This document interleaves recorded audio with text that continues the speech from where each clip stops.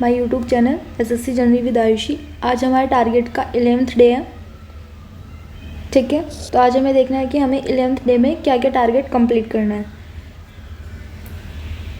तो सेकंड चीज़ें आ जाती हैं, जिन बच्चों का जो भी बिगनर है उन्हें अभी थोड़ा हार्डली लग रहा होगा क्योंकि उनका टारगेट्स अभी कंप्लीट नहीं हो रहा होगा, तो धीरे धीरे उनका टारगेट्स भी कंप्लीट हो जाएगा। इतना ज़्यादा बर्डन नहीं लेना।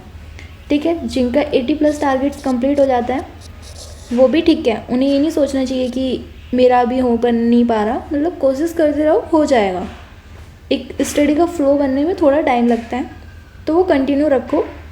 कुछ टाइम बाद आपको खुद इंटरेस्ट आने लगेगा कि यार मेरा टारगेट्स कंप्लीट नहीं हो, मैं 1 घंटे और एक्स्ट्रा पढ़ लेता हूँ। ठीक है, तो वो सब चीज़ें अकॉर्डिंग टू टाइम चेंज होती रहेगी। ठीक है, तो आज हमारा 11th डे है। देखते हैं हमें क्या क्या टारगेट करना है। ये हमारा 14 दिसंबर का टारगेट है। तो 14 दिसंबर में हमारे मैथ्स में परसेंटेज चैप्टर चल रहा है। परसेंटेज चैप्टर में आज हमारा 3rd डे है। ठीक है, तो मोस्टली अपनी वीडियो कंप्लीट कर लिए क्योंकि 4th डे में पूरा ये परसेंटेज वाला चैप्टर कंप्लीट करना है आप लोगों को। ठीक है, तो जिनका बचा हुआ है वो थोड़ा और एक्स्ट्रा एफर्ट लगा कि अपने ये 4 डेज़ में परसेंटेज वाला चैप्टर कंप्लीट कर लो। ठीक है, अब आ जाते हैं रीजनिंग पे। रीजनिंग में हमारा लास्ट टाइम कोडिंग डिकोडिंग वाला चैप्टर चल रहा था, तो वो हमारा कंप्लीट हो गया। उसके हमने PYQ भी प्रैक्टिस कर लिया और अब हमारा न्यू चैप्टर स्टार्ट होता है सीरीज। ठीक है, ये थोड़ा डिफ़िकल्ट चैप्टर है। यहाँ से थोड़ा मेमोरी बेस्ड क्वेश्चन आते हैं, थोड़ा दिमाग लगाना पड़ता है कि कैसे क्या चीज़ें से माइंड ऐसा डाइवर्ट करे कि हमारा क्वेश्चन बन जाए। कहीं से कोई नंबर गायब हो जाता है, कहीं से किसी के स्क्वायर्स में कुछ प्लस किया जाता है, किसी को माइनस करके किया जाता है, किसी को एक लाइन में स्क्वायर्स करके उनमें कुछ ऐड करके फिर उनमें से माइनस किया जाता है। तो वो सब आप लोगों को सीरीज चैप्टर थोड़ा हार्ड लगेगा, पर इतना भी हार्ड नहीं है। आप इसको 2 डेज़ में कंप्लीट कर लो। ठीक है, अगर ज़्यादा आपको लगे कि ज़्यादा हार्ड है तो इसको 3 डेज़ में कर लेना। ठीक है, वो अपने अकॉर्डिंग आप सेटल कर लेना टारगेट्स को। बाकी PYQ करने के लिए मैं थोड़ा एक्स्ट्रा आप लोगों को टाइम दे दूँगी। ठीक है, तो सीरीज़ वाला चैप्टर करना है आप लोगों को रीजनिंग में। और जो लोग बिगनर नहीं हैं उन्हें अपनी PYQ की प्रैक्टिस करनी है। कैसे करनी है? T20 अप्रोच से करनी है। अब बहुत से लोगों का डाउट था कि मैडम T20 अप्रोच होती क्या है। तो T20 अप्रोच ना एक अकॉर्डिंग टू मॉक होती है। मीन्स आप लोगों को ना एक टाइमर लगा के अपने क्वेश्चन सोल्व करने होते हैं। ऐसा नहीं होता कि मतलब T20 अप्रोच कुछ अजीब सी है या फिर कोई न्यू पैटर्न है, ऐसा कुछ नहीं है। इसको T20 अप्रोच इसलिए बोलते हैं क्योंकि काफ़ी टाइम से ना जब हम ऑफलाइन में जाते हैं तो वहाँ पे सब T20 अप्रोच बोलते हैं।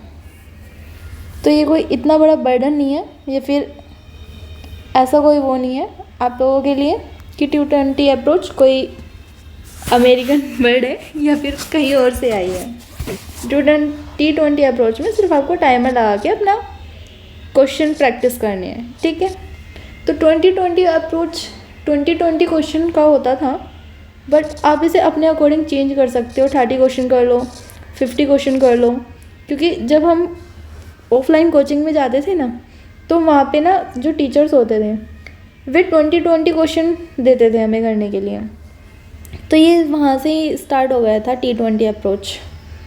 तो आप लोगों को इसका डाउट मे भी क्लियर हो गया हो कि 2020 अप्रोच सिर्फ एक नाम है, बाकी ऐसा कोई बड़ा इशू नहीं है कि हाँ ये T20 अप्रोच पता नहीं क्या है। तो ये सिर्फ टाइमर लगाना है आपको क्वेश्चन के अकॉर्डिंग। जैसे 50 क्वेश्चन है तो आप इसको 30 मिनट दे लो स्टार्टिंग में, फिर इसको 25 दे लेना।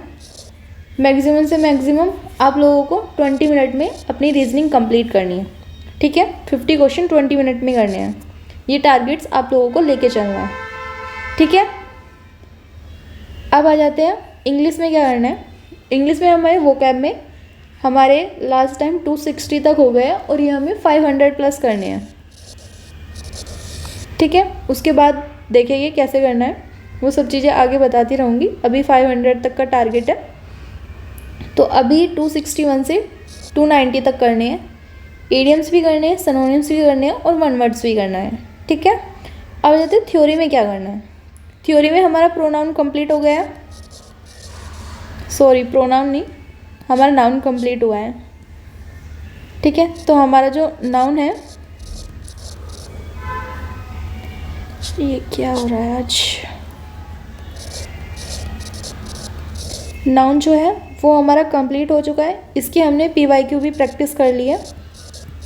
ठीक है, तो अभी आप लोगों को प्रोनाउन की थ्योरी पढ़नी है। 4 डेज़ का टारगेट है। 4 डेज़ में हमें इसकी थ्योरी कंप्लीट करनी है।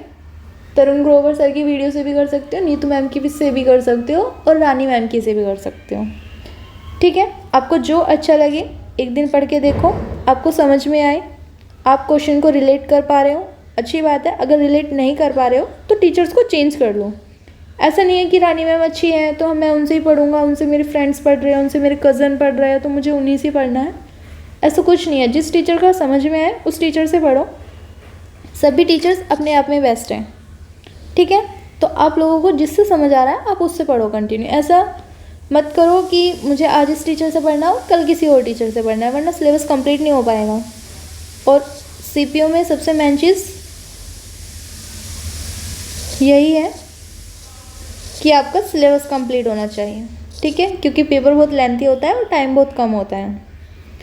अब आ जाते हैं 30 मिनट्स रीडिंग करनी है। जिसके पास जो सोर्स अवेलेबल हो वो वहाँ से कर सकता है। बस मेन चीज़ ये है कि आपको 30 मिनट्स रीडिंग करनी है। इंग्लिश माध्यम से क्यों बोलती हूँ मैं रीडिंग करने के लिए, क्योंकि वो वहाँ पे ना PYQ वाले क्वेश्चन देते हैं, प्रैक्टिस सेट की तरह होते हैं। जैसे SBI का दे दिया या फिर किसी अदर का दे दिया, तो वो आप लोगों को वहाँ से थोड़ी प्रैक्टिस हो जाती है। ठीक है, तो मेन चीज़ है आप लोगों को अपनी प्रैक्टिस करनी है और एक रीडिंग वाली हैबिट बनानी है, बाकी और कुछ नहीं। ठीक है, तो इंग्लिश माध्यम टेलीग्राम से आप लोगों को ये सारी चीज़ें करनी है। अब आ जाते हैं सेकंड चीज़, GS और GK पे। तो GS और GK में क्या करना है, GS और GK में हमारा हिस्ट्री का टारगेट है। हिस्ट्री में हम दिल्ली सल्तनत वाला टॉपिक्स कर रहे हैं और ये हमें आज 2nd डेज है, तो हमें 3rd डे में कंप्लीट करना है।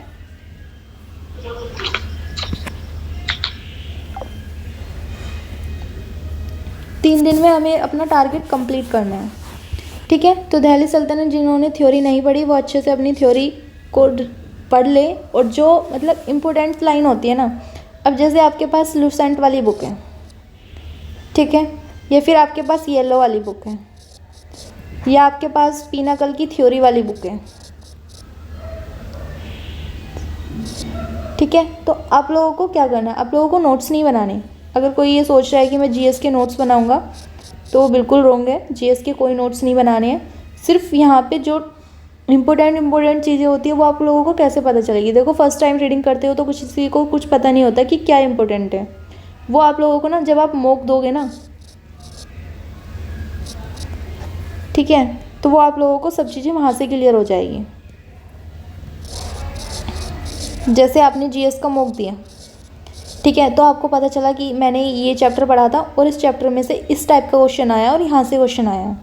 ठीक है, तो वो मॉक से प्रैक्टिस होगी। अभी आप लोग जब फर्स्ट रीडिंग करोगे ना तो आप लोगों को कुछ समझ में नहीं आएगा कि क्या इंपॉर्टेंट है, मैंने यूट्यूब से क्या सीखा, यूट्यूब वाले टीचर ने मुझे ऐसे पढ़ाया है और बुक्स में ऐसे दिया हुआ है। तो पहले बुक्स और यूट्यूब वाला टीचर कोई भी हो जो आपको अच्छा लग रहा हो, ठीक है, बुक्स उठाओ, यूट्यूब वाले टीचर से वीडियो देखो और यहाँ पे अपनी अंडरलाइन करते चले जाओ।